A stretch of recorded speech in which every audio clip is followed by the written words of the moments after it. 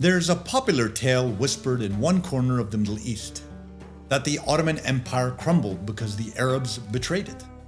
That if only they had stayed loyal, the map of our world might look different today. But history, as always, is less a simple story of betrayal and more a tapestry of competing hopes and impossible choices. Yes, some Arabs revolted, but far more fought within the Ottoman ranks, in Syria, in Iraq, in Palestine, and beyond. They were part of the Ottoman armies, not against them. The other version of this tale says the Arab world, due to its wrong choices, fell to the colonial ambitions of France and England because of that revolt, because of Sharif al-Hussein's alliance with the British. In this video, we walk down an untraveled road, a different path to history. What if the Arabs had not revolted? What if they had stood by the Ottoman Caliphate, not as subjects purely, but as partners in survival? Would colonialism still have swallowed the region whole? Would Israel have been born in the same way, far greater or even sooner? Would today's Arab states even exist? Or would they be something entirely different? Let's begin with honesty. In no scenario does the Ottoman Empire, due to no Arab revolt, able to withstand the defeat during the First World War. The empire had already become what European diplomats mockingly called the sick man of Europe. It was a structure crumbling from within, stretching across multiple continents, burdened by administrative decay, nationalist unrest, and an outdated military system. So, in this alternate history, we can only imagine two versions of the inevitable. One, the Ottomans fall later, limping on for a few more years, perhaps holding more territory before the hammer drops. Or two, they collapse just as they did, under the weight of modern war and internal weakness. But timing matters. A longer Ottoman endurance, especially with unified Arab loyalty, might have shifted the terms of surrender. It might have meant fewer pre-drawn borders, fewer secret deals like Sykes Picot, and perhaps even a stronger Islamic bargaining voice at the peace tables of Europe. Empires do not die quietly, and the Ottomans might have died more slowly, giving rise to something new before the vultures could descend. Now, in both scenarios, the Ottoman Empire crumbles. The Sykes-Picot Agreement, which regulated the post-Ottoman Arab world, probably wouldn't have remained the same without an Arab partner. What we can say with some confidence is that some things would have remained exactly the same. For centuries before World War I, France had claimed a special protectorate over the Christians of the Levant, especially the Maronites of Mount Lebanon, demographically protecting them against amalgamation into a largely Muslim-populated nation.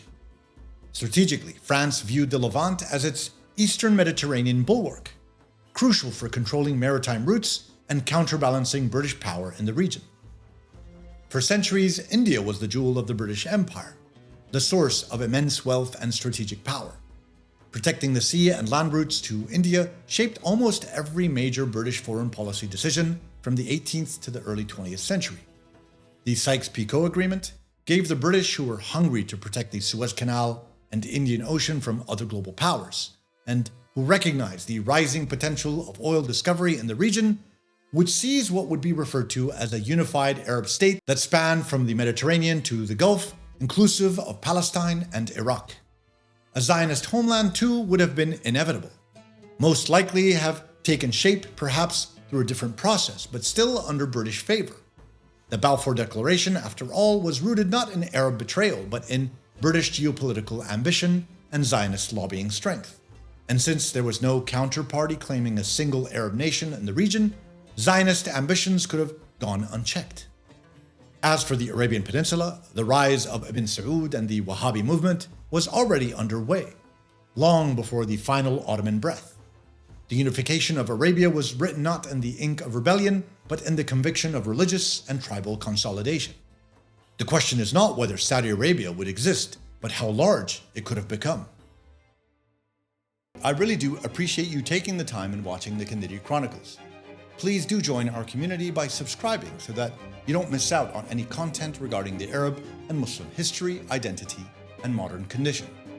And if you really do enjoy the channel week in and week out and would like to support us even further, please do join us at our YouTube membership program as well as on Patreon.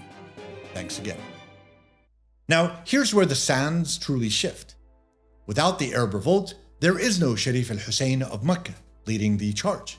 No promises from the British to create a unified Arab nation that led eventually to the establishment of partitioned Arab kingdoms in exchange for rebellion. That means no Hashemite monarchies, no Kingdom of Jordan, no royal line in Iraq, and no Hashemite claim to Syria. Those borders, those thrones, they vanish like mirages. Now, in the case of the first of the two options, where the Ottomans withstood longer in the war, they might have negotiated themselves as the symbolic authority over Arab lands, their Arab subjects continuing as part of a broader imperial identity, one that could have evolved into a more federated model if reformed from within. Ironically, this could have led to an earlier pan-Islamic unity, where Arabs and Turks worked to modernize the empire together rather than shatter it apart. But make no mistake, such unity would have come at a cost. The seeds of Arab nationalism already sprouting in Beirut, Damascus, and Cairo would have been forced underground, delaying the independence movements by decades. Would this mean that smaller nations would eventually emerge, with uprisings taking place across the Levant and Fertile Crescent? Or could one single nation come about from such dynamics, something like a greater Syria or greater Iraq? To fill the power gaps elsewhere, the British might have empowered other minorities and ethnic groups for balance. Kurds in the north as counterweights to Turkish influence, Circassian refugees as local enforcers in the Levant, or even select tribal considerations across the Fertile Crescent to stabilize British interests. Would this mean new nations that represent varying ethnicities? The French would still command Maronite and Druze alliance to this version of history, but might in addition have leaned more heavily on certain Armenian or Assyrian groups who sought protection after persecution during the war. And as for the Zionist movement, in the absence of Arab alliances, London would have leaned harder on Zionist cooperation, granting even broader privileges and larger territorial concessions to ensure eventual loyalty in the Middle East.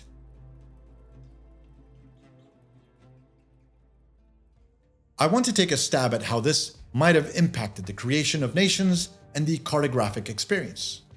By the time World War II rolled around, this alternate Middle East would look familiar yet strange. Some nations, like Jordan and Iraq, would be entirely absent. In their place would be a new nation, one most likely to have been a British mandate with a fully Arab ethnicity, but mixed in Muslim denomination. Potentially, this nation might have been broken into two, decades later, along Sunni-Shi'i lines. Kurdistan, as part of a new British alliance during the war, would have had a nation created early along in the process, while the Jewish nation would manifest as much larger, likely encompassing Aqaba and extending across the East Bank. There is no doubt, with the absence of Arab resistance and British commitments to Hussein, a clearer path for an earlier, more expansive Zionist colonial project would have materialized, with Lebanon possibly remaining as is and Syria a smaller French colonial polity.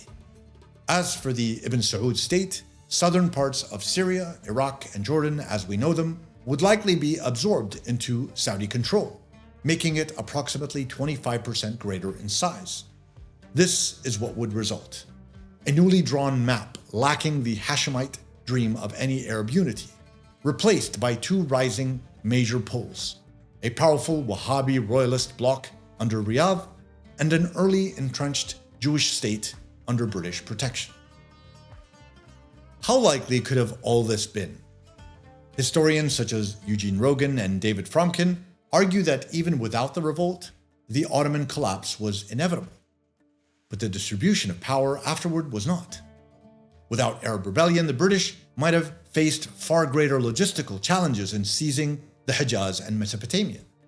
The post-war treaties could have favored a more negotiated Ottoman withdrawal, producing a semi-autonomous Arab-Turkish confederation rather than the colonial carve-up we know today. Political commentators like Rashid Khalidi note that the Arab Revolt gave British both moral cover and manpower for its campaign. Without it, the West's presence might have been less morally grounded, but possibly more ruthless, and the Zionist movement, emboldened by being the sole ally on the ground, could have achieved its aims even sooner. In other words, this alternative map was not impossible. The scenarios, yes, were many, yet at the end of it all, just as tragic, but with different flavors. We often look at Sykes Picot as a wound that never healed. Two Western men drawing lines across deserts they'd never seen. It was indeed a dark day. But had the Arabs not revolted, the map might not have been any brighter. Yes, we might have escaped the Hashemite kingdoms and the betrayals of false promises, but we may have faced something worse: an earlier and grounder Zionist state, direct Turkish control or influence over many, many decades, and in some areas, no independent Arab voices at all. History is cruel that way, reminding us that even the wrong path sometimes saves us from darker fates. Perhaps what we have today, flawed, divided, yet ours, still better than the map drawn in the shadows of silence.